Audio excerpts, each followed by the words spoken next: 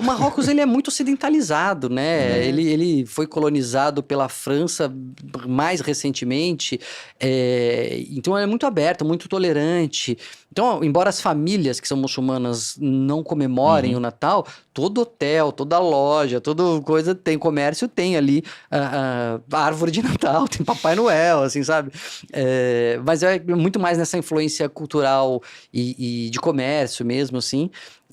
Mas a noite de Natal que a gente passou no deserto foi ali um jantar típico deles, né? Dos tuaregs lá, né? Do povo do deserto, com as músicas e as comidas deles, assim. Super interessante, muito legal. Ai, que bom. Quero voltar na Dinamarca rapidinho, pode ser? Porque tem o livro. O Segredo da Dinamarca. É um povo feliz, né? Pois é. Por quê? Porque é fácil lá, né?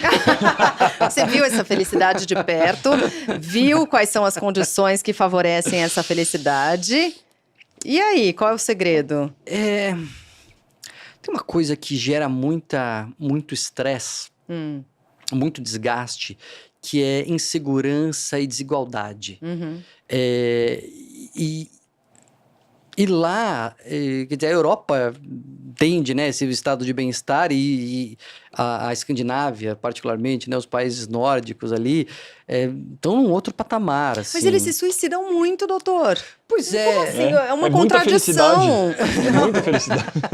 Não, sério, né? Não aguento tanta alegria também. Não, mas é porque... Os índices são altos, né? A gente tá falando, mas é sério. O que acontece lá é assim, tem um fator que protege do suicídio é a sensação de luta, assim, sabe? Eu tô batalhando por algo ali, eu tô num perrengue, mas vai passar, né? E um pouco falta pra eles esse... Tá tudo meio garantido, Sim. né? Agora eles têm um problema maior, e a autora do livro, ela fala isso, eles têm um problema até maior, assim, porque o suicídio, é lógico, é um problema dramático e trágico, mas não é um problema cotidiano. Os índices, por mais que sejam grandes, não é uma coisa alarmante. Eles têm uma coisa alarmante lá, que é briga de bar. Os jovens bebem muito e brigam muito, né? E talvez, aqui uma interpretação minha, totalmente um chute, mas talvez eles precisem de alguma adrenalina, né? Eles precisem de algum movimento, porque é tudo tão perfeitinho. Uma vez eu conversei com o Carl Honoré, que é um dos fundadores do movimento Slow, né? Slow Food, né? Que depois Slow Medicine e tal. Cara, gênio, assim, um dos caras mais inteligentes que eu já conversei. A gente teve um evento que eu entrevistei ele. E ele mora em Londres. E ele nasceu no Canadá. Morou na Argentina. E aí aprendeu espanhol e, por extensão, aprendeu português. Assim, um cara brilhante. E aí eu falei, você nasceu no Canadá, tudo tão garantido, né? Por que você foi pra Londres? Ele falou, porque então, eu sou jornalista, cara. No Canadá não acontece nada. Não tem assunto. Não tem assunto. Londres você tá na primeira poltrona do mundo, assim, vendo as coisas acontecerem e tal. Então eu acho que tem um pouco... No Canadá, citando esse exemplo, mas talvez nos países nórdicos, um certo marasmo que as pessoas usam isso para tentar movimentar, sabe? A gente gravou bastante Conexão Viagem até hoje e tem um país que aparece sempre aqui, que é unânime, que é o Japão. Todo convidado vem, ou elogia o Japão, quer ir pro Japão, ou vai pro Japão. Você já foi pro Japão, né, doutor? O que te surpreendeu no Japão? O que você chegou lá e falou, não era o que eu esperava, ou é melhor do que eu esperava, enfim. A carne. Sério? A comida é um negócio interessante. E aí depois, refletindo, né? A gente gosta de pensar sobre essas coisas. Eu fui com eu, minha esposa e meus filhos, e um grande amigo da faculdade, um dos melhores amigos, com a família dele também, a esposa e os 3 filhos dele, né? E a esposa Nisei ou Sansei, enfim. Então tinha uma coisa meio cultural ali. Então a gente conversando muito, refletindo, e a comida surpreende por quê? Minha reflexão, né? Porque quando a gente fala em comida japonesa, em São Paulo, aqui no Brasil, sushi. A gente pensa em sushi, a gente pensa em uma comida típica do Japão. Só que quando você chega no Japão, eles não comem só comida típica do Japão, eles comem comida. É igual se você for num restaurante de comida típica brasileira.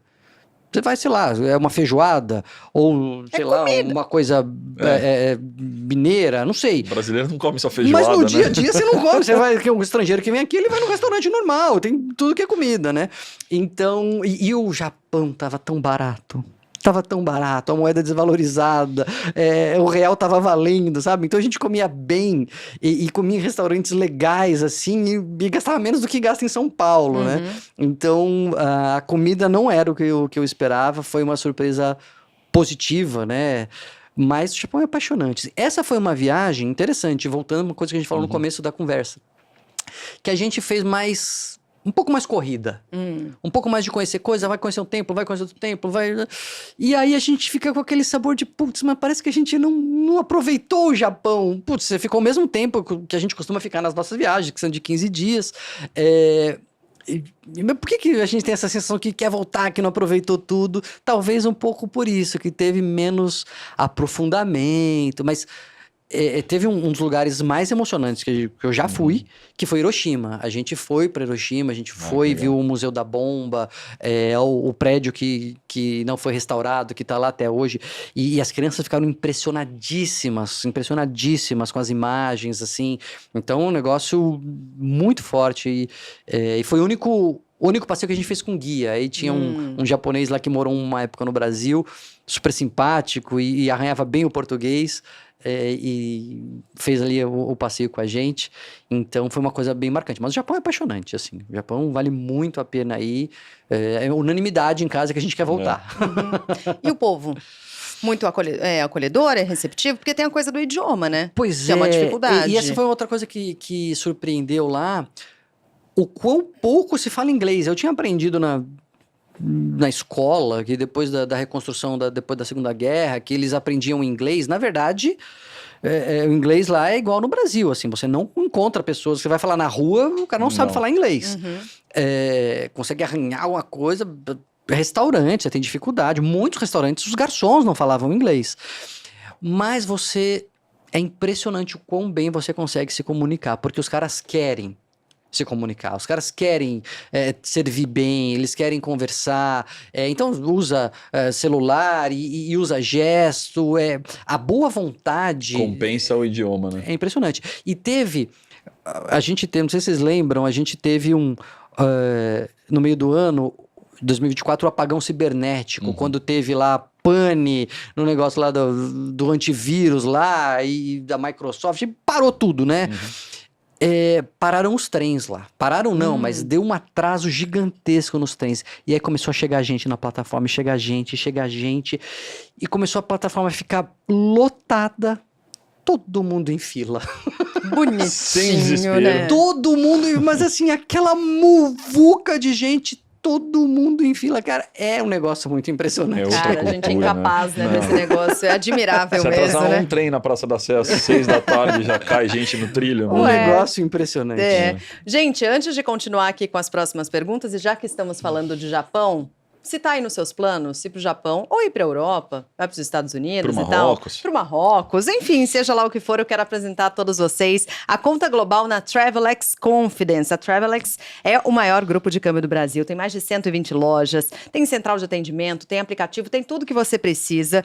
E agora eles têm disponível a conta global, que tem até 6 moedas estrangeiras. Então tem lá dólar americano, tem para você carregar com dólar canadense, tem dólar australiano, sim, libra, euro, iene também. Então tem tudo lá e sempre com 1,1% de IOF, e aí você viaja assim, despreocupado, tranquilão, e com cartão Visa, né, que é uma boa notícia, porque aí o Visa é aceito no mundo todo. Então abra agora mesmo a sua conta no app Confidence Câmbio.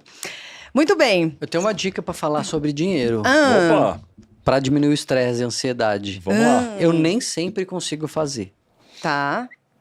Mas quando eu faço, é um bálsamo no coração.